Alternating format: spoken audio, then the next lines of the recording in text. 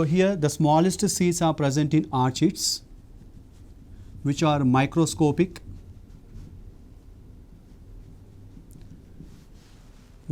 in size, and the orchids will produce large number of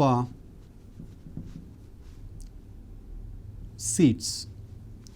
So, here as we are saying they are microscopic, they are of 85 micrometers and 0.81 micrograms in their weight. Whereas the largest one are present in Lodacea, where the size of the seed is equal to the size of a double coconut. And here it is of showing a measurement of 30 centimeters long, 90 centimeters circumference and 18 kgs of weight.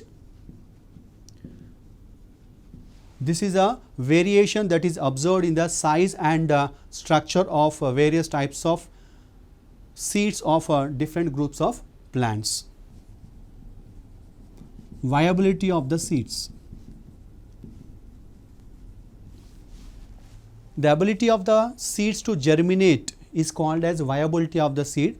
Generally, the viability of the seeds will be ranging from few months to some years also. So, here lupinus,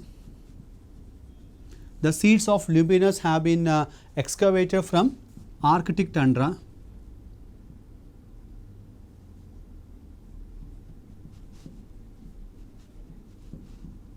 So, the seeds of lupinus have been germinated after 10,000 years. So, that is viable period of this lupinus seeds is 10,000 years. In the same way, the seeds of Phoenix dactylifera,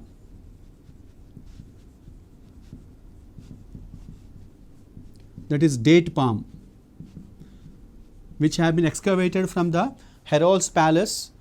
Here the viable period of time is 2000 years, that is after 2000 years also the seeds of date palm have been germinated. So, that have been excavated from the Herod's Palace. So, here this is a viability of different types of seeds which are ranging from few months to thousands of years also.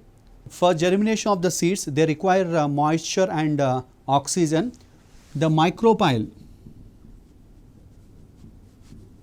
a small opening which is present on the seed, will help in the intake of oxygen and water.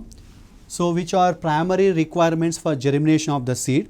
So, here when the micropyle is helping in intake of oxygen and water, they are helping in the germination, and when the moisture is not available, the condition will be leading to dry or dormancy of the seeds.